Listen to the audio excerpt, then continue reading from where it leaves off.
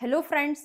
आज की क्लास में हम मध्य प्रदेश का सामान्य परिचय ही कंटिन्यू करने वाले हैं। आज इसका थर्ड लेक्चर है जिसमें हम आपको 3 टॉपिक पढ़ाने वाले हैं। मध्य प्रदेश की विशिष्ट राजधानियां, सेकंड नंबर पे मध्य प्रदेश और भारत का कंपैरेटिव, थर्ड नंबर पे आपको पढ़ाएंगे मध्य प्रदेश के नवनिर्मित 3 जिलों के बारे में। अभी गठन से पहले हमको जिले पढ़ना क्यों अनिवार्य हुआ? क्योंकि मैं आपको अगली क्लास में मध्य प्रदेश के समीपवर्ती राज्य के बारे में पढ़ाने वाली हूँ कि हमारे मध्य प्रदेश की कौन कौन से जिले समीपवर्ती राज्य से सीमा साझा करते हैं। उसके पहले आपको 3 जिलों के बारे में पढ़ना जरूरी है, तो अभी उनको बस पढ़ाऊंगी, बाकी जब हम जिलों का गठन पढ़ेंगे तब वहां पे डिटेल में पढ़ेंगे। ठीक है, तो चलिए शुरू करते हैं। तो सबसे पहले तो मध्य प्रदेश की राजधानी सभी को पता है, भोपाल है। और भोपाल को ही प्रशासनिक राजधानी भी कहा जाता है कि मध्य प्रदेश की प्रशासनिक राजधानी क्या है? भोपाल है। प्रशासन से रिलेटेड जितने भी काम होते कहां पर होते? भोपाल में होते, तो याद रहेगा। अगला है संस्कार राजधानी क्या है? जबलपुर। जब मैं आपको कला, संस्कृति, लेखक वगैरह पढ़ाऊंगी तो सबसे ज्यादा लेखक, कविताकार जो होते वो कहाँ के हैं? जबलपुर के हैं, है ना। तो संस्कारों से भरा हुआ है जबलपुर, तो जबलपुर को संस्कार राजधानी कहा गया है। आर्थिक व खेल राजधानी इंदौर को, तो सभी को पता है खेल के जितने भी कंट्रोलिंग होती है वो कहाँ से होती है? इंदौर से होती है। तो आर्थिक या खेल राजधानी इंदौर। ऊर्जा राजधानी क्या है? सिंगरौली। सिंगरौली में एक जगह है बैठन, वहां का कोयला बहुत फेमस है। कोयला, कोयले से क्या मिलती हमको? ऊर्जा मिलती है। तो ऊर्जा राजधानी किसको बोलेंगे? सिंगरौली। जब हम डिटेल में पढ़ेंगे तो रटने की जरूरत ही नहीं पड़ेगी, क्योंकि वहां पे आपको सब चीजें याद हो जाती हैं। ग्रीष्मकालीन राजधानी किसको बोला है? पचमढ़ी। हमारे मध्य प्रदेश का पचमढ़ी सबसे शीतल शहर है। तो गर्मी के दिनों में हम कहाँ जाएंगे? ठंडी जगह जाएंगे ना, तो ग्रीष्मकालीन राजधानी पचमढ़ी। संगीत राजधानी मैहर को, तो मैहर वाली माता के लिए संगीत गाया जाता है, तो याद हो जाएगा इस तरीके से। बाकी किस आधार पर इसका नाम पड़ा है?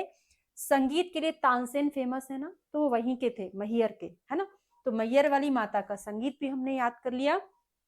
चित्रकला राजधानी भीमबेटका। चित्र के लिए, चित्रकला के लिए फेमस है ना भीमबेटका, तो उसको चित्रकला राजधानी कहा गया है। ठीक है, याद हो गया ना। प्रशासन से रिलेटेड काम सारे भोपाल में। जबलपुर संस्कार के लिए फेमस है। इंदौर खेल और आर्थिक के लिए। सिंगरौली में ऊर्जा, कोयले से ऊर्जा निकलती है। पचमढ़ी ठंडा है तो गर्मी में जाएंगे। मैहर वाली माता का संगीत किया जाता है और भीमबेटका चित्रकला के लिए फेमस है। इसके पहले मैंने आपको जो लेक्चर पढ़ाया था उसमें मैं आपको 2 चीजें बताना भूल गई थी। आपको बोला था कि मैं आपको कोड बनाकर याद कराऊंगी। तो हमने 1981 में 3 राजकीय चिन्हों को शामिल किया गया था। वो कौन कौन से थे? एक वृक्ष था, एक पक्षी था, उसके नीचे पशु। तो वृक्ष, पशु, पक्षी को हमने 1981 में शामिल किया था राजकीय चिन्ह में। और एक और चीज क्या बच गया था? मछली। मछली को हमने 2011 में शामिल किया। और खेल यानी मलखम कब किया? 2013 में। मछली कौन सी थी? महाशीर मछली थी। और खेल कौन सा था? मलखम, है ना। राजकीय चिन्ह के रूप में हमने कब शामिल किया था? 2013। भूल जाता है कि 2013 में मछली तो नहीं था, है ना। तो याद करेंगे कोड बनाकर। मछली का खेल, मछली का क्या होता है? खेल होता है। मछली कोई खेल खेलती, हम उसको देखने जाते हैं, तो याद रह जाएगा कि पहले मछली है तो 2011 मछली का था, खेल बाद में आया तो 2013 खेल का हो गया। ठीक है, एक और चीज बच गया था। हमने आपको पढ़ाया था कि मध्य प्रदेश को हृदय प्रदेश किसने बोला है? जवाहरलाल नेहरू ने। और मध्य प्रदेश को मध्य प्रदेश नाम भी जवाहरलाल नेहरू ने ही दिया है। एक ये पॉइंट आप याद कर लेंगे। ठीक है, राजधानियां कंप्लीट हो गई। अब हम पढ़ते हैं मध्य प्रदेश और भारत की तुलनात्मक स्थिति। बहुत सारा पॉइंट नहीं लिया मैंने, बुक में बहुत सारा दिया था, आपको जो जरूरी है बस वही। यहाँ पे मैंने ये 3-4 बुक का कंपाइल करके पढ़ाया है कि जो जो इम्पोर्टेंट है सारी चीजें वो इसमें डाला हुआ है। कुछ चीजें कहीं पर गलत भी दी है, जैसे गलत की बात नहीं, मैं बताऊंगी अभी जब आगे जाके पढ़ेंगे। और एक वो जो हमारा राष्ट्रीय गान है ना, राष्ट्रगानी मध्य प्रदेश गान जो था ना, सुख का दाता सबका साथी मेरा मध्य प्रदेश, तो एक बुक में इसको 10-11 दिया है, एक बुक में 2011 दिया है, तो कहीं कहीं 2011 भी रहेगा ना, तो आंसर उसी को लगाना कि 2011 में इसको शामिल किया है। फिर एक आती हिंदी ग्रंथ अकादमी की एक बुक, उससे आप कंफर्म कर लीजिएगा, ठीक है। हाँ, और उसका भी कोड बनाकर याद कराना मैं भूल गई थी। तो क्या था, मध्य प्रदेश का जो गान था, रचनाकार कौन थे, महेश श्रीवास्तव, और गायक शान।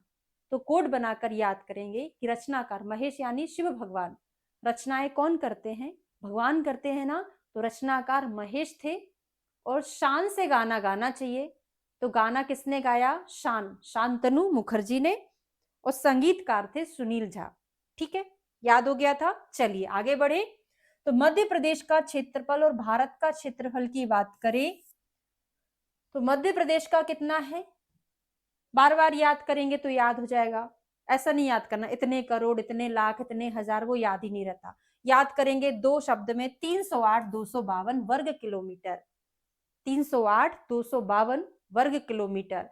और यहाँ पे कितना है, 32,87,263 वर्ग किलोमीटर, 32,87,263, यहाँ पे 308,252 वर्ग किलोमीटर। भारत का जो क्षेत्रफल है वो पूरे विश्व के क्षेत्रफल का कितना है, मतलब पूरा जो विश्व है उनमें से केवल 2.42% भारत है, ठीक है। और पूरा जो भारत है ना, इतने क्षेत्रफल में जो भारत है उनमें से कितना परसेंट हमारा एमपी है, वो है 9.38%। भारत के क्षेत्रफल का मात्र 9.38% मध्य प्रदेश का क्षेत्रफल है ना। ये हमने कंपैरिजन में याद किया। एक और चीज, मध्य प्रदेश और छत्तीसगढ़ के बीच में किरार घाटी आती है। किरार घाटी एक विवाद था, मतलब एक स्थान था, उस पर एक विवाद हुआ था। किरार घाटी हम छत्तीसगढ़ में शामिल करें कि मध्य प्रदेश में शामिल करें। तो कभी कभी किरार घाटी विवाद के आधार पर, है ना, किरार घाटी को छत्तीसगढ़ में अगर शामिल कर लिया जाता है तो मध्य प्रदेश का क्षेत्रफल थोड़ा सा कम हो जाता है, वो हो जाता है 308,245, 7 वर्ग किलोमीटर कम हो जाता है ना। तो इतना हो जाएगा वो। पर आपसे सिंपल क्वेश्चन पूछा जाएगा तो आपका आंसर यही होना चाहिए, 308,252 वर्ग किलोमीटर। ये किरार घाटी विवाद का अगर स्पेसिफिक पूछा जाएगा तो आपका आंसर फिर ये होना चाहिए, ठीक है।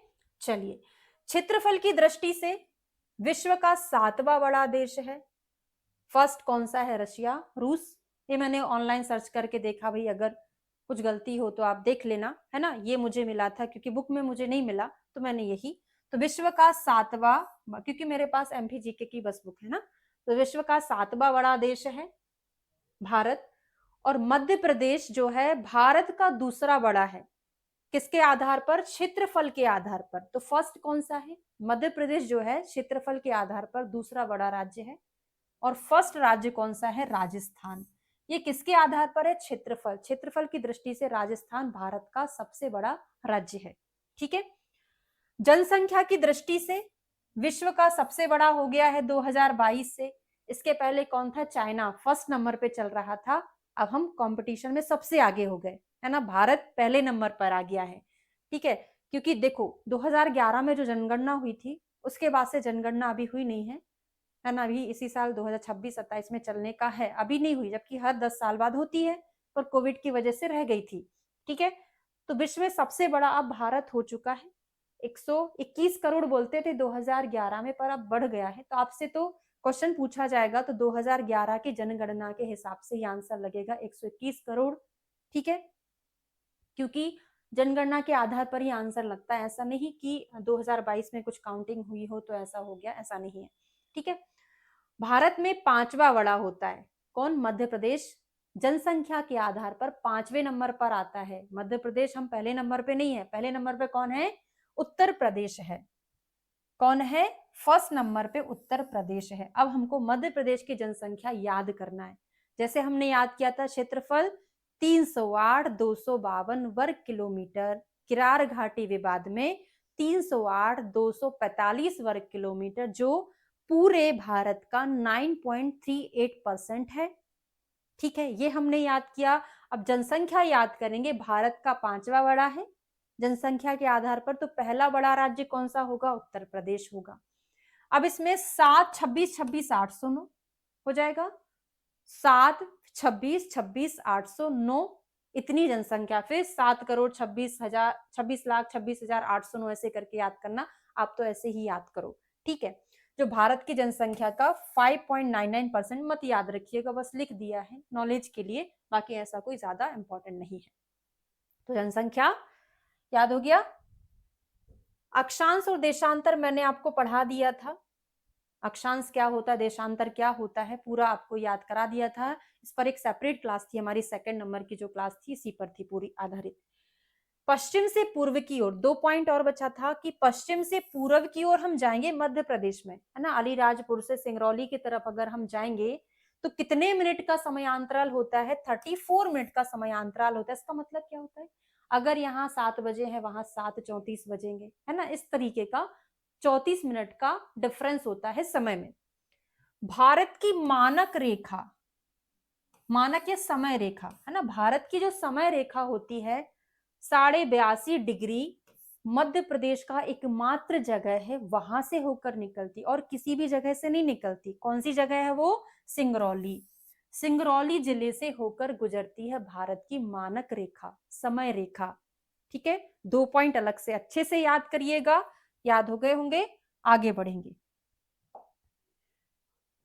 अब देखेंगे मध्य प्रदेश का सबसे पूर्वी जिला कौन सा है। तो दिशाएं सभी को याद हैं, पूर्व, पश्चिम, उत्तर, दक्षिण, है ना, ईस्ट, वेस्ट, नॉर्थ और साउथ। तो सबसे पूर्वी जिला मतलब अगर हम यहां से चलना शुरू करेंगे तो हमारे रास्ते में कौन आएगा? सिंगरौली आएगा। कोड बनाकर याद कराने की जरूरत नहीं है, बार बार आप मैप देखेंगे आपको याद हो जाएगा। तो मैंने आपको जो बोला था आपने किया कि नहीं? मैप आपको निकलवा के आप जहां पर स्टडी करते हैं सामने लगा लीजिएगा, और डेली आपको 8 से 10 बार देखना है, जगह पूरा याद ही हो जाएगा, ठीक है। सिंगरौली सबसे पूर्वी है, और पश्चिम से हम शुरुआत करेंगे तो क्या पड़ता है सबसे पहले? अलीराजपुर। तो सबसे पूर्वी सिंगरौली, सबसे पश्चिमी अलीराजपुर, अलीराजपुर। सबसे उत्तरी होगा मुरैना, क्योंकि मुरैना देखो अगर हम यहाँ से एक सिंपल लाइन ड्रॉ करें तो मुरैना सबसे ऊपर दिख रहा, भिंड नहीं दिख रहा है। वैसे मैं आपको चंबल संभाग पढ़ाऊंगी तो भिंड, मुरैना, शिवपुर आप पढ़ते चंबल संभाग में, तीन ही चीजें आती हैं, भिंड, मुरैना और शिवपुर, तो याद ही रह जाता है वो। वैसे हम जब संभाग पढ़ेंगे तब तक आपको सारे जिले याद हो जाएंगे, ठीक है। बार बार पढ़ेंगे सब याद रहेगा, कोड बनाने की यहाँ जरूरत नहीं है। फिर हम नीचे से चलेंगे तो सबसे पहले हमको क्या पड़ेगा? बुरहानपुर पड़ेगा। तो सबसे दक्षिणी जिला जो है वो बुरहानपुर, है ना, सिंगरौली, अलीराजपुर, यहाँ पे मुरैना, और इधर क्या आ जाएगा? बुरहानपुर हो जाएगा। क्लियर हो गया? ठीक है, चलिए एक और चीज बचा था कि मध्य प्रदेश की लंबाई पूर्व से लेके पश्चिम तक, तो ये वाला, अब इसमें मैंने क्या है थोड़ा इस तरीके से फैला दिया तो आपका ये डिस्टेंस ज्यादा दिख रहा है आपको, ये कम दिख रहा है। बाकी नॉर्मली जो मैप रहता है ये वाला डिस्टेंस ज्यादा रहता है ना। पूर्व से लेके पश्चिम तक की लंबाई ज्यादा रहती है। कितनी है? 870 किलोमीटर, 870 किलोमीटर है। और ये कितनी है? उत्तर से लेके दक्षिण तक की लंबाई 605 किलोमीटर। कैसे याद रहेगा? 5, 6, 7, 8 हो तो गया, बस ये ना शून्य बीच में था वहां पे हमने इसको बाहर कर दिया, तो याद रहेगा 5, 6, 7, 8, यानी वहां पे कितना हो जाएगा? 605। यहाँ पे शून्य बीच में नहीं, बगल में चला गया, तो 870 किलोमीटर, ठीक है। तो याद हो गया। आगे बढ़ेंगे, जिले कौन से नए बने हैं, बस 3 इसलिए याद करना, अगली क्लास में आपको फिर वो पढ़ाऊंगी कि मध्य प्रदेश के कौन कौन से जिले, उत्तर प्रदेश के कौन से जिले को टच करते हैं, ये नहीं पढ़ाना है, बस उत्तर प्रदेश को टच करते हैं बस, ठीक है। तो मध्य प्रदेश में पहले कितने जिले थे? 2023 के पहले 2023 के पहले 52 जिले थे, 52 जिले। उसमें सबसे नया जिला कौन सा बना था? 2018 में निवाड़ी बना था, है ना, 2018 में निवाड़ी बना, उसके बाद कोई जिले नहीं बने, तो 52 हो गए थे। 53, 54, 55 3 जिले 2023 में बने। कौन कौन सी डेट में? अभी पढ़ने वाले हैं, तो पहले याद कर लीजिएगा दो तो साथ में ही बने, रीवा सतना, साथ में मतलब साथ वाले हैं, डेट अलग अलग है। तो देखिए रीवा और सतना दोनों साथ साथ पढ़ते ना हम, रीवा सतना हमेशा नाम साथ में ही आएगा, रीवा और सतना का अलग अलग नहीं पढ़ते। तो रीवा से अलग होके कौन बन गया, मऊगंज।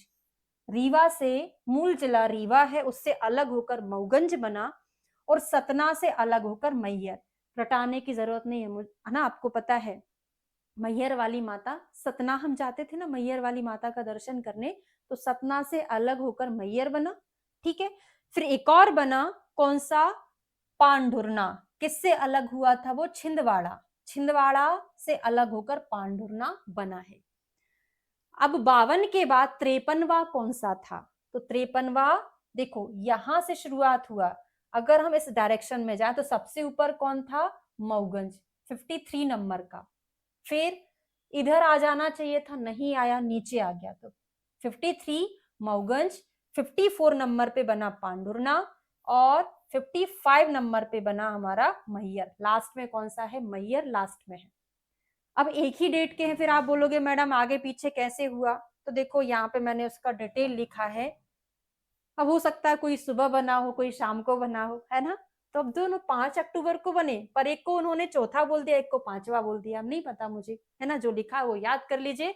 तो नए जिले 3 हैं, तो कैसे याद करोगे कौन से बने, तो हमारे एमपी में 3 जिले बने।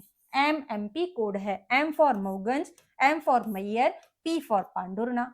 अभी अभी याद करा दिया, तो कौन सा जिला मूल है, रटाने की जरूरत नहीं है ना। तो रीवा मूल जिला है, उससे सेपरेट होके मऊगंज बना। सतना मूल है, उससे सेपरेट होके मैहर। छिंदवाड़ा सेपरेट होके पांढुरना। तो अभी मैंने आपको मैप में याद कराया था, 53वां मऊगंज था, तो 13 अगस्त को बना। 13 अगस्त, अगस्त के बाद क्या, सितंबर में कुछ नहीं बना, अक्टूबर में बना। तो 1 अगस्त में 13 को, बाकी अक्टूबर में बने कौन से, 5 अक्टूबर को बने। तो 5 अक्टूबर 2023, ये भी सेम बना पांढुरना। ठीक है, अब 3 और प्रस्तावित हैं, 4, 55 के बाद 56, 57, 58, 59, मतलब 59 हो जाएंगे। अभी इनका प्रस्ताव है, बने नहीं है। कौन कौन से, नागदा उज्जैन से सेपरेट होके बनेगा, चाचोड़ा, पिछोर और बागली। कोड बनाकर याद करा देती हूँ, है ना। देखो अब कोड कैसे, बहुत से लोग हंसते कि मैडम पता नहीं क्या कोड बनाती हैं। तो देखो कोड ऐसा बनाओ जो याद हो जाए। क्या शर्म कोड बनाने में, हमको तो चीजें याद करनी है ना, क्योंकि आयुर्वेदा में अपन बहुत सारी चीजें कोडिंग से पढ़ते हैं। अब कोई सुपर इंटेलिजेंट हो तो बिना कोड के याद कर लीजिएगा, पर मैं बना के याद करा देती हूँ। नागदा, उज्जैन में कौन है, महाकालेश्वर, भगवान शिव नाग पहने रहते हैं, तो याद हो जाएगा। पहले तो यही याद कर लो 4। तो चाचा के पीछे और बगल में नाग देवता घूमते रहते, क्योंकि चाचा ने कोई तो कोई गुनाह किया होगा, चाचा के बगल में या पीछे नाग घूमता रहता है। तो बगल बागली हो गया, पीछे पिछोर हो गया, नाग से नागदा हो गया। अब चाचा ने कोई गुनाह किया था, तो चाचोड़ा कहाँ से सेपरेट होकर बनेगा, गुना। अब किसी को अगर गुना डिस्ट्रिक्ट की सारी चीजें याद हो, तो उसको कोड बनाकर रटने की जरूरत नहीं, मुझे तो नहीं है याद, तो मैंने तो कोड बना के याद कर लिया। क्योंकि जिले हमको याद है, उसके जगह कौन सी तहसील है, कौन से गांव आते, वो नहीं पता है। जो लोग वहां के हैं उनको पता होगा। फिर पिछोर शिवपुरी, भगवान शिव, उनके पीछे बहुत सारे गण बैठे रहते हैं। ठीक, बागली, बगुला पढ़ लो, देव जो है कोई देवता है, उनका एक वाहन होगा बगुला, तो देवास से सेपरेट होके क्या बनेगा, बागली बनेगा। ये प्रस्तावित जिले हैं। ठीक है, इसके बाद मैं आपको अविभाजित मध्य प्रदेश की सीमाएं पढ़ाऊंगी, विभाजित मध्य प्रदेश की सीमाएं पढ़ाऊंगी, और कौन सा जिले का कौन सा पार्ट किस राज्य को स्पर्श करता है, वो भी हम कल की क्लास में पढ़ेंगे। तो आज मैंने जो पढ़ाया, एक बार स्लाइड आपको दिखा देती हूँ। तो ये हमने पढ़ा कौन कौन से नए जिलों का गठन हुआ, कौन से अभी प्रस्तावित हैं। हमने आपको मैप में पढ़ा दिया ताकि आपको याद रहे 53वां कौन सा था, 4वां कौन सा, 55वां कौन सा है, लास्ट का मैहर है। ठीक है, फिर हमने पूरब पश्चिम उत्तर दक्षिण में कौन आता है, लंबाई कितनी है, चौड़ाई कितनी है, ये पढ़ लिया था। उसके पहले बाद हमने क्या, मतलब पहले क्या पढ़ा था, मध्य प्रदेश और भारत का कंपैरेटिव पढ़ा था, जिसमें थोड़ा सा आंकड़ा है जिसको आपको याद करना था। ठीक है, इसके पहले मैंने आपको राजधानियां पढ़ाई, खेल पढ़ा दिया। तो ये हमारा पूरा टॉपिक कंप्लीट हो गया। कमेंट करके ज़रूर बताइएगा मेरा पढ़ाना आपको कैसा लग रहा है और चीज़ें आपको याद हो रही हैं कि नहीं हो रही, ये भी बताइएगा। थैंक यू सो मच, मिलते हैं नेक्स्ट क्लास में।